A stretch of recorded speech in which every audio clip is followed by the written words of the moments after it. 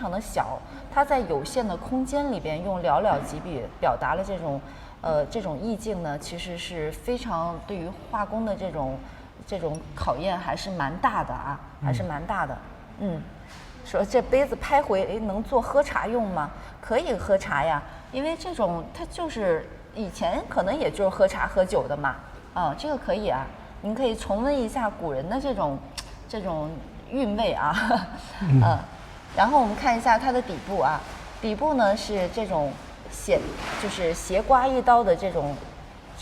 就是修胎的痕迹啊，大家还能看得到啊，这种修胎的痕迹。然后呢，它的里部呢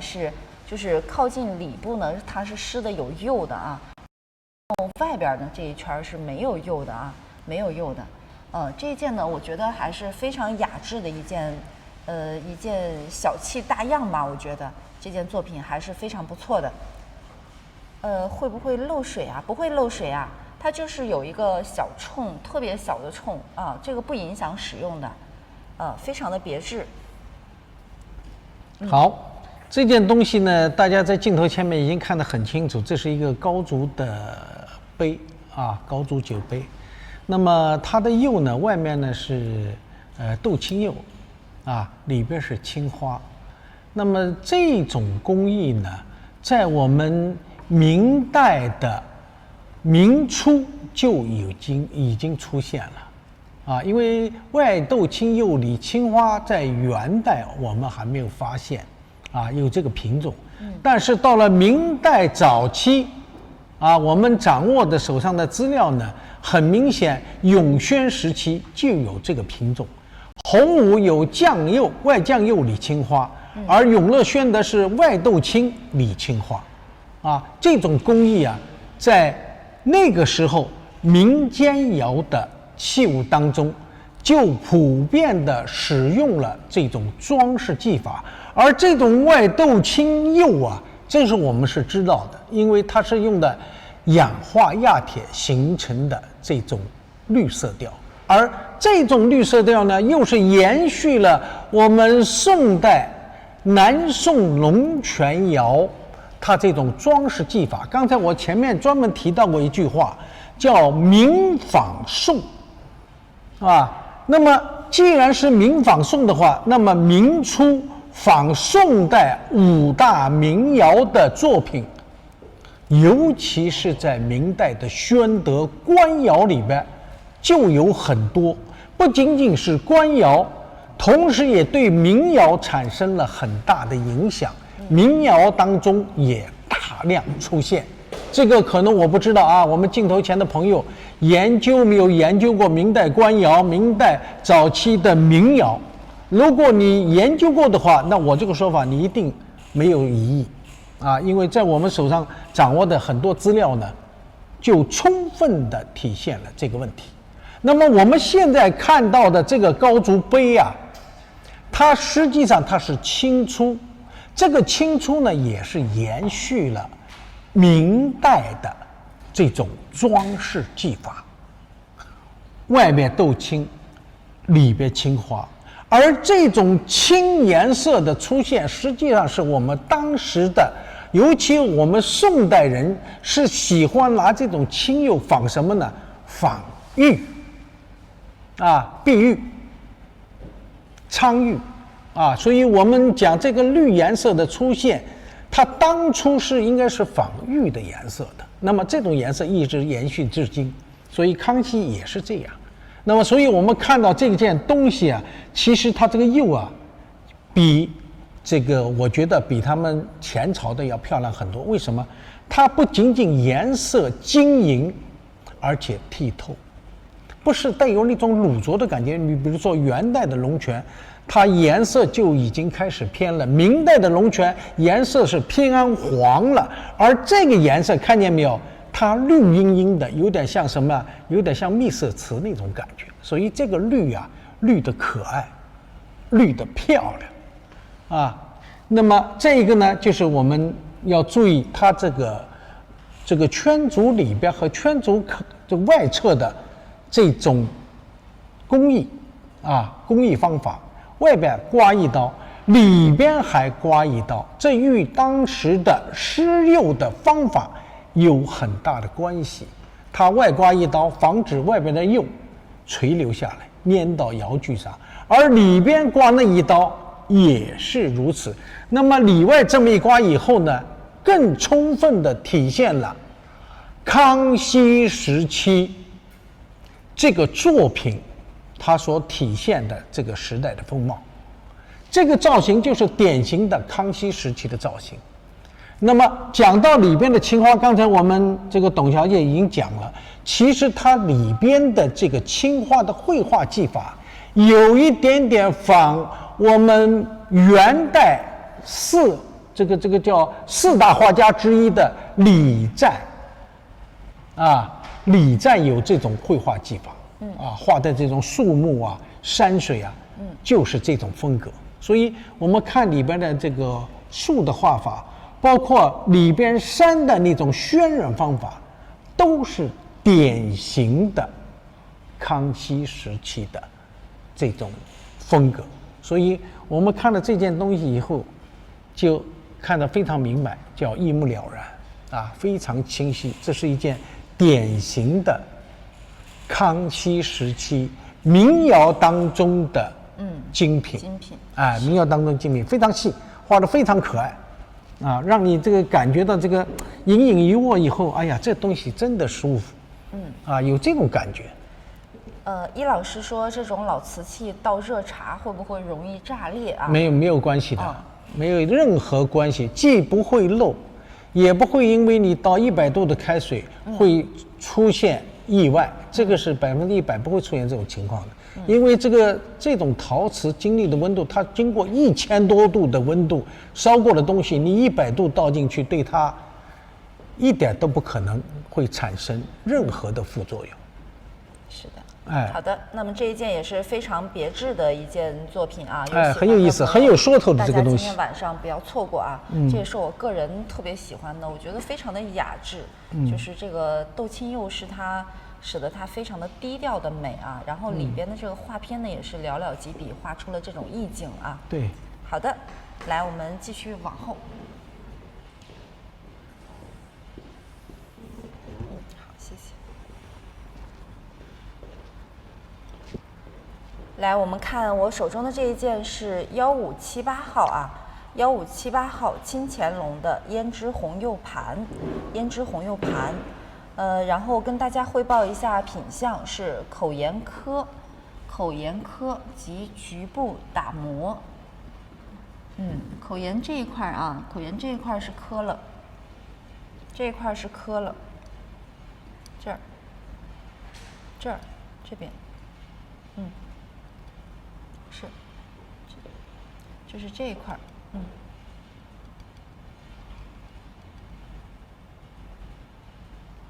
口沿有磨，这一块是有刻，然后刻了之后呢，又局部进行了打磨啊，然后其他的地方，它好像就是这个刻的地方打磨了，其他的地方没有打磨啊，其他地方没磨。对，所以说整体啊品相来说没有什么大的问题啊。然后它的口径呢是15公分，里外呢都是以这个胭脂红来施釉啊，给大家看一下它的一个背面啊，背面是底部呢落了一个大清乾隆年制的这个6字3行的篆书款啊，那么这个款呢，应该说写的还可以，但是呢还达不到这个官窑的一个水平啊，但是这一件呢，我觉得比较难得的是，它用了胭脂红的这种材料。我们知道胭脂红呢，它是成分里边它是含有金粉，它的造价呢是相当的昂贵的啊。然后根据它里边的这个金粉的含量，还有它烧造的这个温度啊，所以说会给它以不同的这个成色。但是呢，胭脂红整体来说，它还是属于一个低温彩，对，是一个低温彩。结合到这一件来说，它应该是进行了前后2次的一个烧造。那么第一次呢是高温要烧这个素胎，另外呢还要烧这个，在第一遍就是高温烧的时候，它还要把这个青花款，包括它这个青花款上面的这个透明釉都要给它罩上去，对吧？然后要第一次进行一个高温的入窑的一个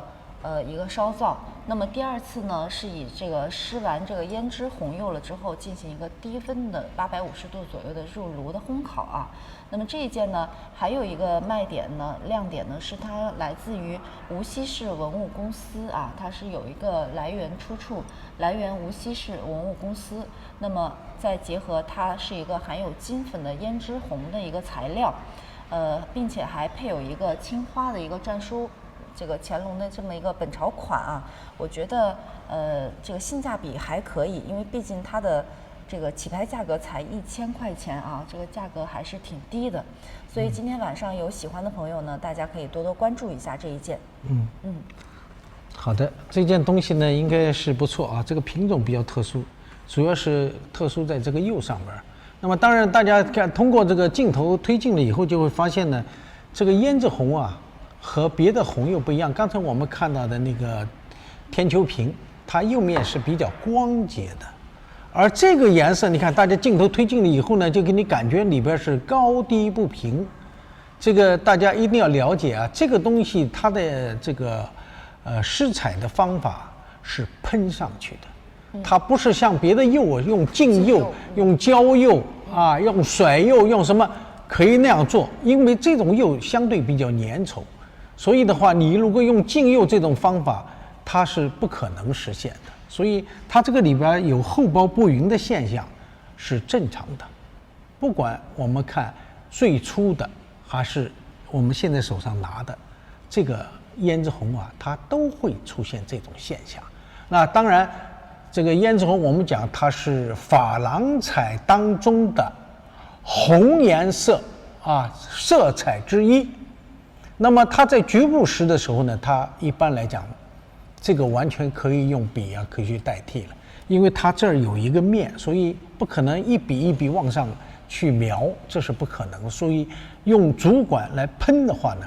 这种可行性更高，所以就会出现有的地方厚，有的地方薄，形成了厚薄不匀的现象，或者说有波浪纹的现象，这是正常的。啊，这个呢，所以我在这儿呢，在工艺上呢，专门给大家做一个解释啊。不管里边外边，大家都会发现有这种情况。这个呢是施彩，或者说它在这个装饰技法当中呢，这是一个特有现象啊。这个值得我们呢以后把它作为一个技巧，或者说作为一种装饰技法，把它记下来就可以了。是的。这件呢主要是我们同行啊，无锡文物商店的。这个他们的乾隆干红坛子，他这个名字起的也是真怪啊！我不知道无锡店的这个镜头有没有我们无锡店的朋友啊？这个你们这个起这个名字起成这样，我也是第一次。怎么叫干红啊？驴肝马肺也出来了，这个它有点意思啊。这个就是胭脂红啊，这么挺高级的一个材料，咱不能叫干红。这个有点不专业了啊！我们同行这个不合适啊。好的，好，我们来换下一件。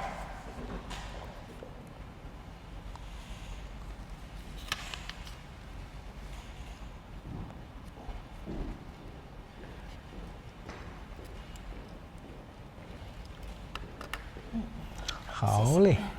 谢谢。我就喜欢这种特别小巧、特别秀美的小东西，我觉得特别好玩。制式品。对。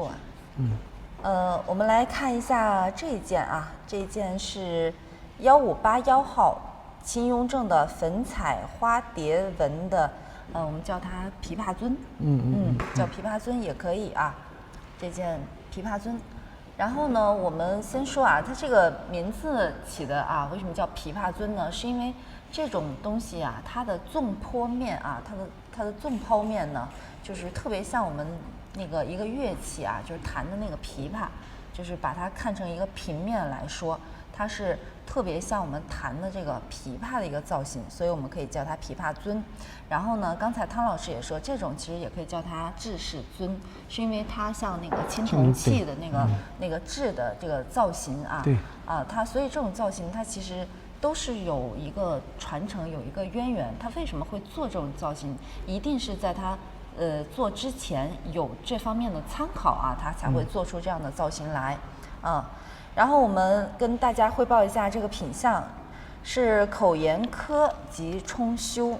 器身吊片粘修啊，已经修复了呢，大家就自行到小黄车里边去看这个品相图、紫光图吧啊。这个品相问题大家一定要提前了解清楚了再去下手啊。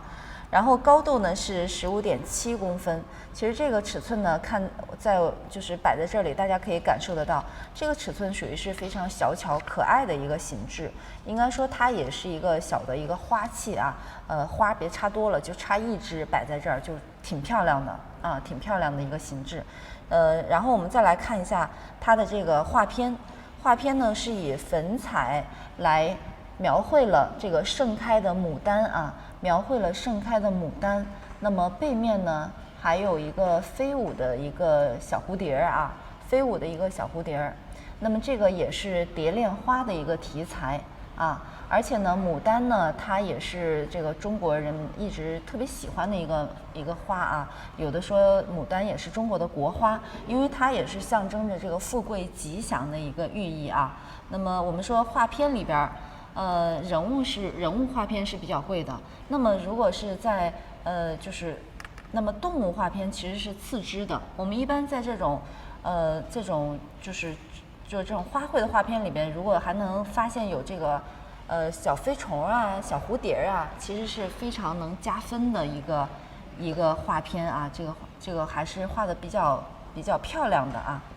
比较漂亮的。然后呢，这件它的造型，因为它是一个制式尊，一个琵琶尊的一个造型，它是有点高足的样子，大家可以看一下，有一点高足的样子，所以显得它呢就像一个少女似的，就特别的高挑啊，就显得特别的高挑，非常的有气质啊。来给大家看一下它的底部，底部呢就除了这一块呢是有一点施釉外。底部都是色胎啊，都是色胎啊。那么这件呢，它不管是它的这个雍正的粉彩的用料，还是说这种造型，都是属于雍正时期非常具有典型特征的一件作品。而且呢，我刚才说了，就是说这个它除了这边画了一个盛开的牡丹之外，它的另一面呢其实是留了一个大量的空白。那么这也是雍正时期画片的一个特点之一啊，就是它显得非常的雅致，而不至于那么的拥挤，那么的繁复啊，非常的漂亮。好，汤老师。好，这个东西呢，其实刚才我讲了，这个它实际上是造型，它是一个复古的造型啊。那么青铜器当中，我们商周青铜器当中都能见到，包括西汉、战国啊，都能见到这种造型。那么这个造型呢？特别有意思，在清代雍正时期啊，比较多见。是的。比较多见。那么这个东西以前呢，作为青铜器来讲呢，它是装酒的容器，甚至是把它当喝酒的杯一样拉起来以后可以喝酒的。那么所以这种东西呢，我觉得它是一种器型上的复古。那么根据这种器型呢，我们很多朋友把它因为它的造型，所以给它起个名儿。叫琵琶，像琵琶的这个造型一样啊。那么，但是呢，实际上严格讲呢，它应该叫制式品，还是一种仿青铜器的造型啊。是的。这个呢，我们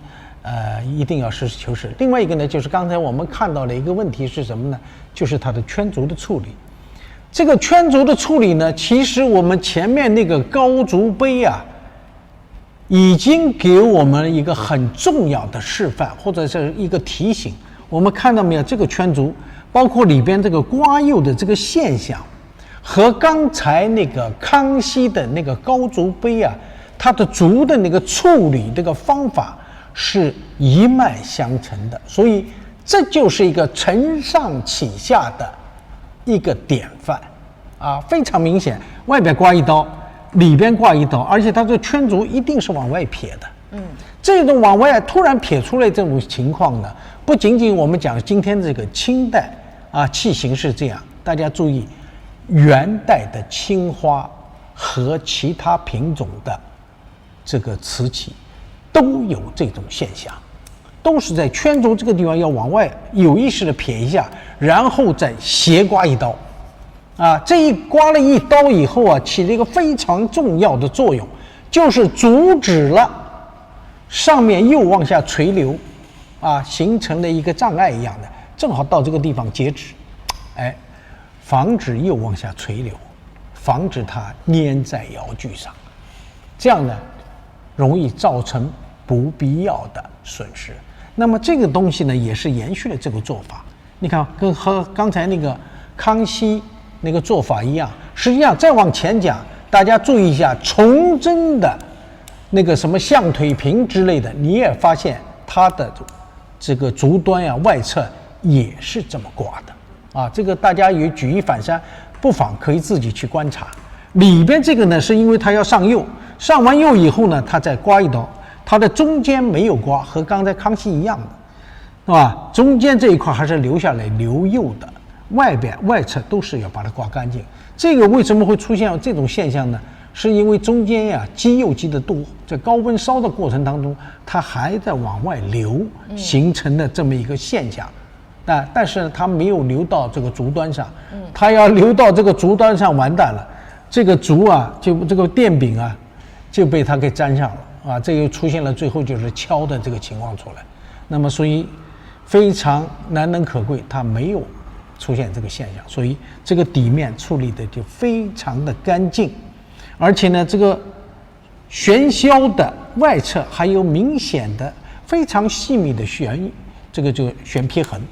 这个呢，康熙比较多见，雍正时期呢就不是特别多见。可想而知，这件东西应该还是在雍正早期还不是在雍正晚期。而且看那个粉彩，咱们注意粉彩，康熙出现粉彩，但是真正比较辉煌的是雍正和乾隆早期的一些粉彩比较漂亮。而这个呢，虽然纹饰简单一点，因为民窑的东西它肯定没那么复杂，是吧？因为这个需要人工费用，所以相对比较简单工艺上呢，简明扼要，就是我们现在说的比较简约这个图案蝶恋花，它这个寓意已经全部包含在里边，一个在飞翔的蝴蝶和盛开的怒放的牡丹花，既有玉堂富贵，也有蝶恋花之意，非常好也非常雅致。好的，我们来继续往后来。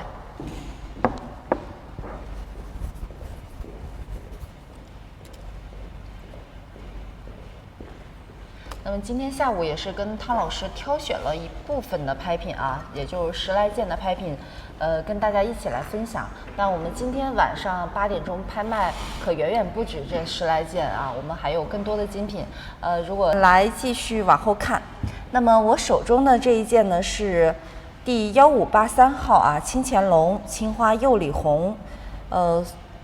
竹应该是梅竹双青的一个诗文碗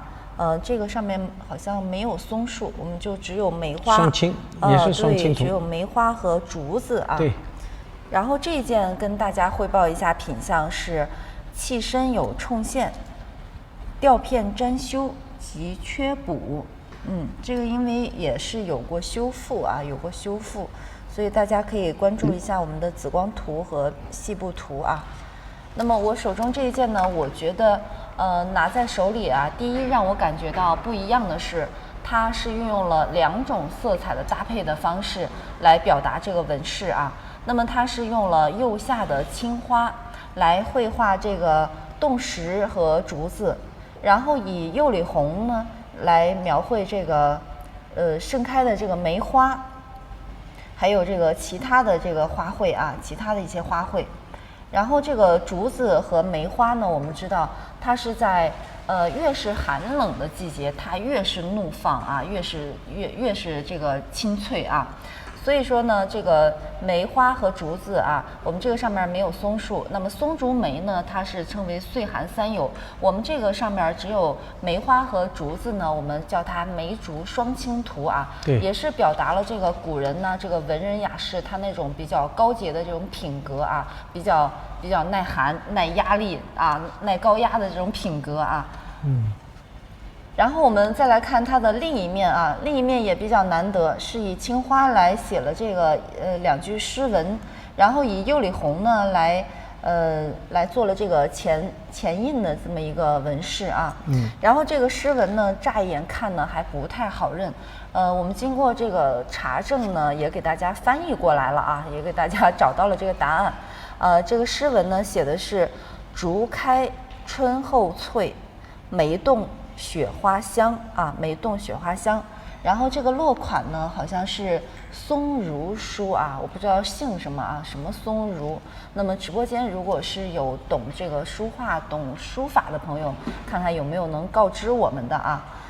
然后这句诗啊，竹开春后翠，梅动雪花香呢，它是引用了这个原来的就是元唐代诗人虞世南写的一首诗，叫做《试宴归雁堂》的这首诗里，它的原句呢是这么说的啊，原句是竹开霜后翠，梅动雪前香。那么到我们这边呢，给它稍微做了一点变化，就变成了竹开春后翠，梅动雪花香啊。有一点变化，那么也是引自于唐代诗人虞世南的一句诗句啊。不管是他的诗里边是怎么样的变化，但它都是这个诗要表达的意思呢，是表达竹子，还有表达这个梅花啊，正好和我们这个绘画的这个竹子和梅花的这个图案呢相呼应啊。我觉得就是说，绘画和诗结合在一起，显得这一件碗呢就特别的高雅。我们也知道，在拍卖市场上面，但凡是这个瓷器上面落有诗文的啊，一般都是特别受到追捧，就是这个加分是非常大的啊。然后我们来看一下它的底部，底部是落了一个大清乾隆年制的这么一个款啊，这个款写的还是非常的标准的啊，这个款写的还是非常的标准的，大家可以多关注一下这一件非常雅致的这么一件碗，而且呢，它的造型呢还是略微就是撇口，然后有点像斗笠的感觉啊，但是它是从它的这个肚子这块开始斗笠啊，这个造型还是非常特殊的一件。这件东西呢，这个实际上刚才我们接着董小姐的那句话啊，这个造型呢虽然口是往外撇了一点，有那种斗笠的感觉，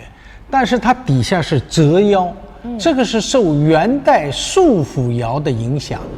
这个清代有不少这种造型的东西出现，所以这个东西呢，它还是带有一些传统的技法在里边。只不过呢，我们讲束缚窑的那个硬折腰碗啊，它的这个硬折的地方相对比较高一些，而这个呢比较矮一点，它的位置低，所以但是呢，它还是硬折腰的啊，还是应该叫折腰啊，这是第一。第二个呢。我们看到这个上面是青花釉里红，这个名称大家一听很好啊，也是很美的。那么可是我们现在看到的这个上面的这个釉里红颜色呀，却是发暗的。所以我们过去老一辈儿把这种东西，包括康熙早期中和堂的那种青花釉里红，通通都叫什么呢？叫青花家紫。我们上次碰到过有我合作那个文青，他突然的给我说出来这一句话叫青花家紫，我当时很惊讶，因为什么呢？几十年来没有人说这个词儿，我们那个时候距今已经有40年了，在那个40年之前的话，它都叫青花家紫的，真正叫青花釉里红的那一部分，镜头前的朋友，我告诉你，那一定是釉里红的颜色非常漂亮。才叫青花釉里红，而我们现在看到的这种颜色发暗的，通通都叫青花家紫。所以今后啊，我们镜头前的朋友，如果听到某人说到这个名词，当然，这可能他也是受别人的影响，那么我们一定要记住，他讲的这个青花家子呢，这个釉里红的颜色啊，应该就是我们现在看到的这种类型，有可能有的稍微比它好一点，有可能比它还要再差一些，但是颜色呢是属于那种不是特别纯正的那种，如果是很纯正的，那么一定叫青花釉里红这个呢也是我们在这个我们的生活实践当中那么我们的这个前辈传给我们的一些经验这个呢也是作为一个知识，告诉我们这个镜头前的朋友希望大家以后碰到这个问题的时候，脑子里边很快就要反映出来这么一个问题。那么这件东西呢，毫无疑问是清代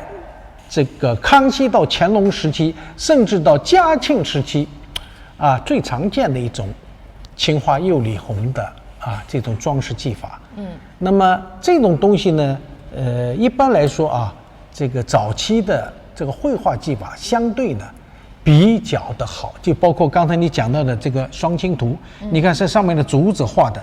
这种功力它不是一般人能够做到的。尽管我们讲釉里红的梅花，由于它的这个颜色没有呈现出它那种鲜红色调，但是在设计这个构图的时候，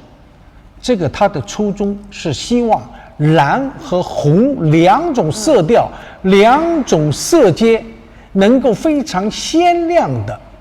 呈现在每一个客户的面前但是呢，有的时候这个我们讲窑里的这个温度有的是比较难掌控，尤其是釉里红这个铜分子比较活跃，温度的高低、温压对它都会产生影响。如果合适了，它一定是非常灿烂的鲜红色调。如果温度会发生变化，过高过低都有可能直接影响这个釉里红的这种光线色彩。所以这件东西呢，就是我们觉得稍微有点遗憾的，就是它的颜色没有出来，但是它的绘画技法依然是比较漂亮的。所以我们镜头前的朋友，你没有仔细看的时候，觉得哎呀这个无所谓的但是当你自己把这个东西拿在自己手上的时候，你就会发现，哎呀，这个东西画的这个技法还是相当精湛的，画得非常的不错至于说它这个我们讲它这个诗文前面的用这个蕉叶做的银手章，这有点像康熙的风格，有点像康熙风格它这就延续了传统的这种装饰技法。你比如说我们以后讲这个珐琅彩的时候，尤其是雍正、乾隆时期的珐琅彩，它一定有银手章以及它的末尾落的这个章都会有的。这个实际上我们看到的这个装饰技法呀，它多多少少也是受到了我们这个珐琅彩它这种装饰技法的影响。也就是说，当年的雍正帝要求在珐琅彩上不仅仅有山水、花鸟，同样还要有诗文、印章，要求的非常高。那么这些东西对于后来的我们包括我们民谣当中的一些这个绘画装饰技法，都产生了积极的影响。像这种东西，第一，图案比较的那种高雅，再加上诗文，所以这一切的话呢，这种书卷气就耀然，我们不说纸上吧，耀然在瓷器上，所以这件东西呢，应该说还是一件很不错的一件作品值得大家期待。我觉得东西不错，挺好。好的，我们来继续往后。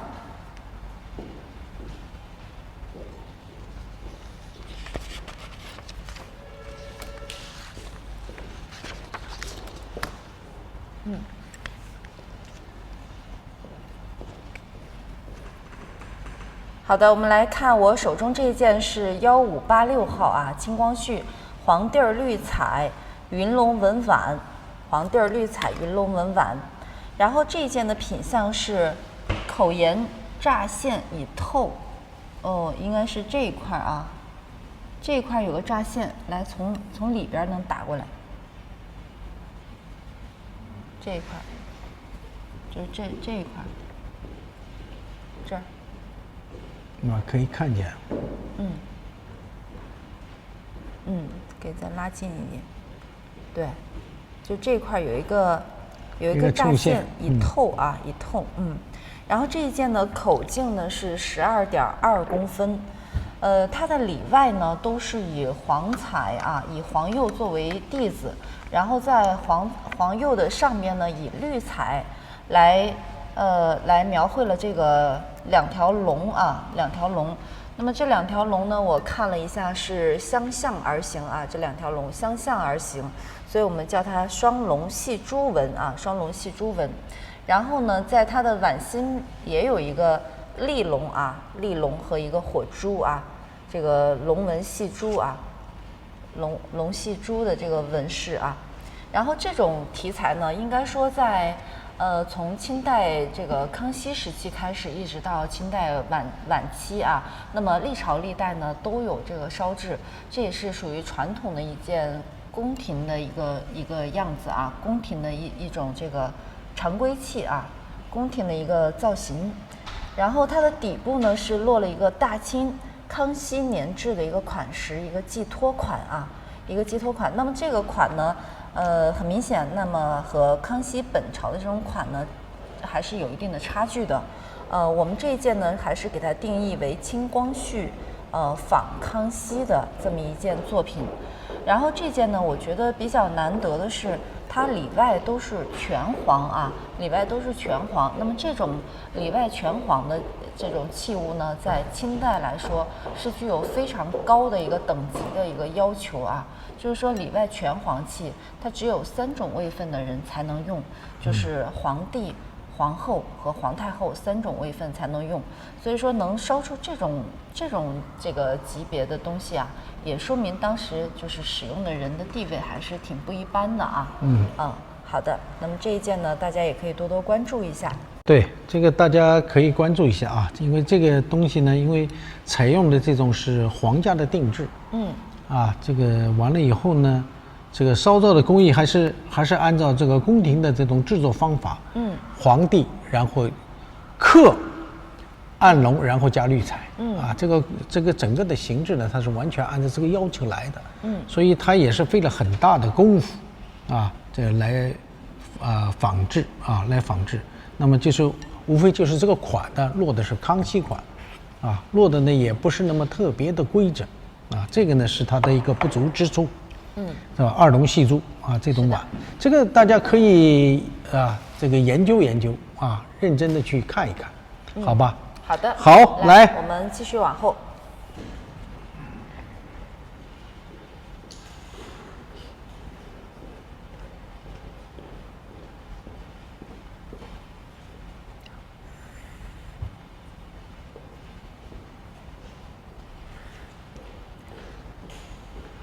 好的，那么我们现在为大家展示的是我们本场的1589号啊，19世纪的矾红地儿五彩人物故事图的将军观。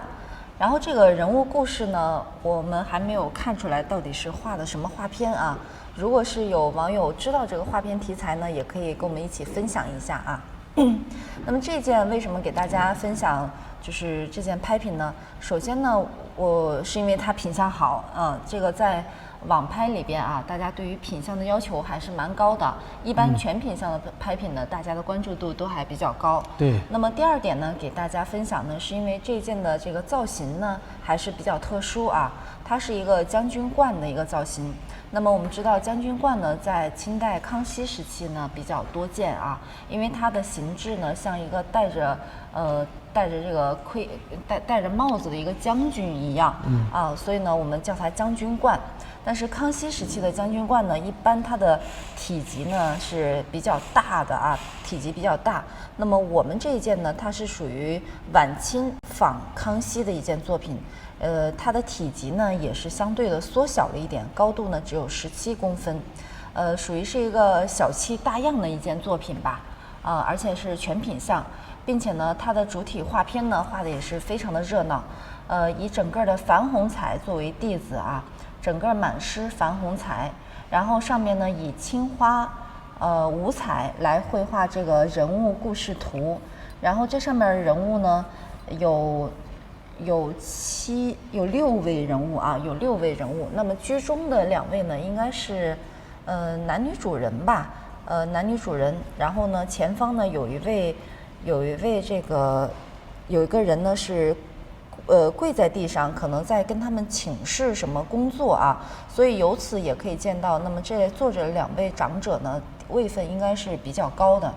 然后呢，我们再往后看。就是旁边跟随站着的这2个人呢，他的都戴着这种帽子。这个古代呢，对于这种官帽呢要求也是比较高，所以这种帽子呢，应该也是能体现出这个不同的人的这种社会地位啊，社会地位。然后呢，它的这个盖子上面是画了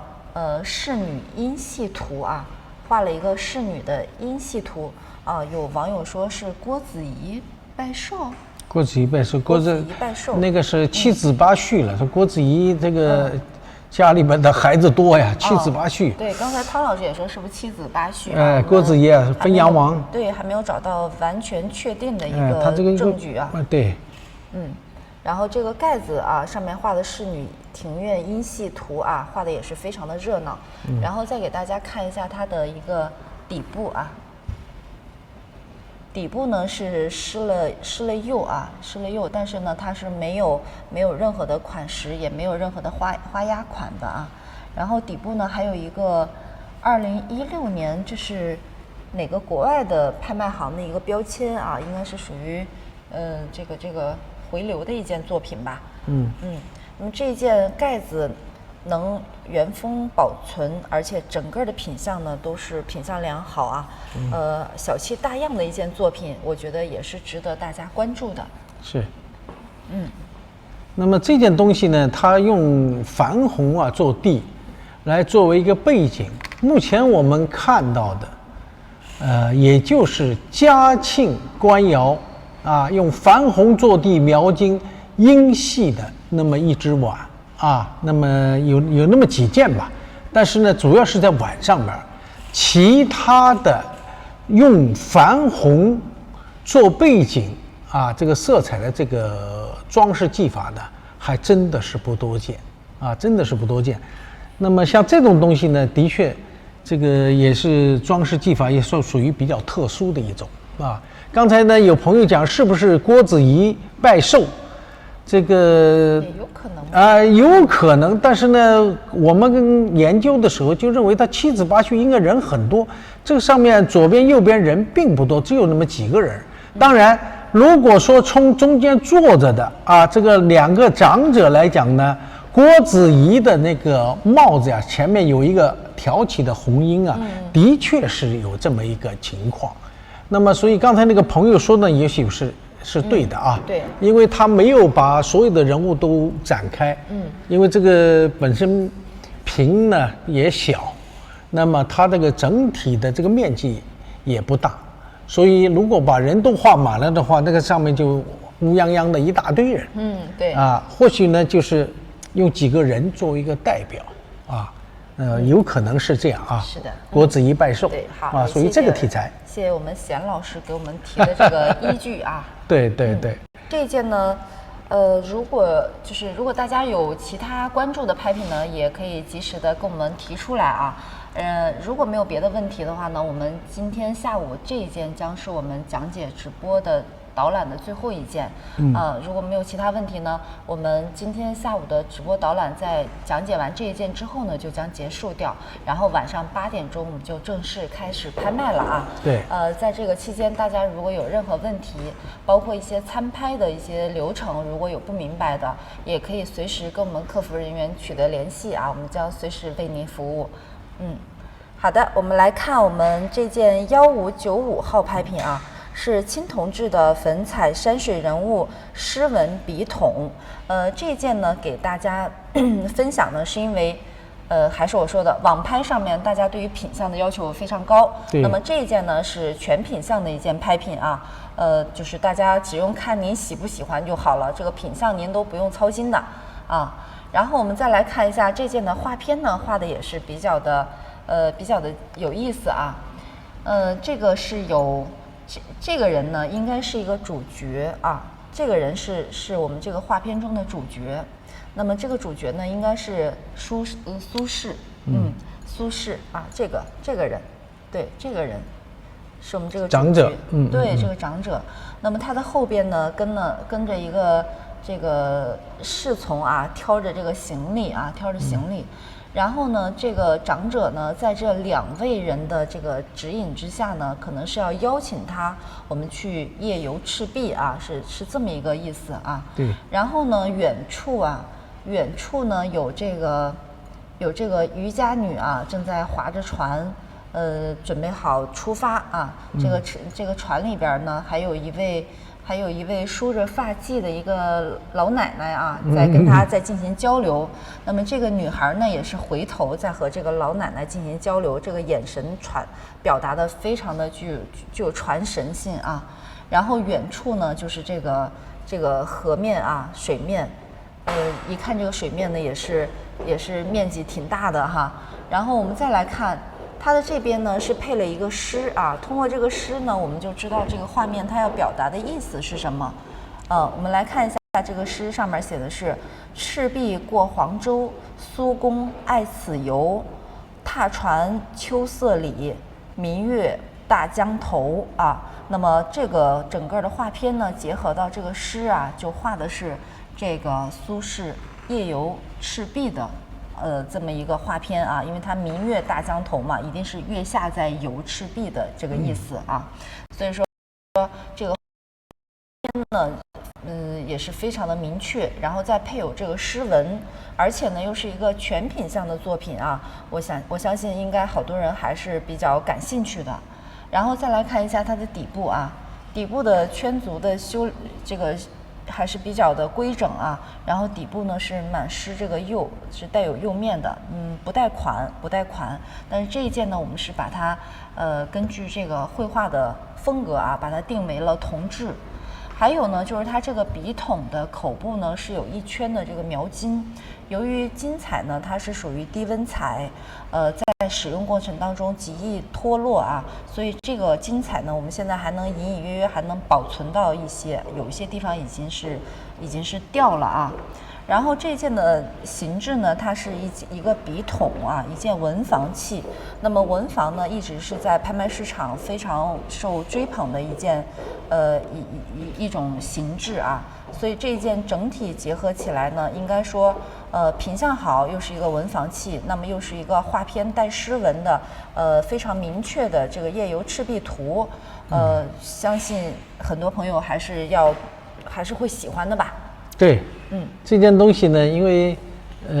我们平时这个笔筒啊也各式各样，是吧？这个瓷器当中呢，这个也有各种装饰技法。这一件呢，因为是粉彩的，所以上面的人物啊、造像，是吧？尤其是相互之间的这种交流啊，这个上面应该说还是比较的栩栩如生。再这样配上诗。这个明月大江头啊，这个很有点意境。对啊，所以给人感觉这件东西啊，它本身是案头的一个笔筒，所以这种书卷气啊，就是扑面而来。哇，这个东西应该是很不错。再加上呢，上面这个画的山水啊、人物啊，是吧？这个画的也是，花了很多的心思，所以感觉到这个构图整体来讲呢，应该。它体现了一个生活当中的一个场景，比较的这个自然，是的，所以给人看起来很舒服，很不错的一件作品。是的，那么也希望大家不要错过我们今天晚上的拍品啊。好的，那么今天下午我和汤老师的直播讲解的环节呢就到此结束了。如果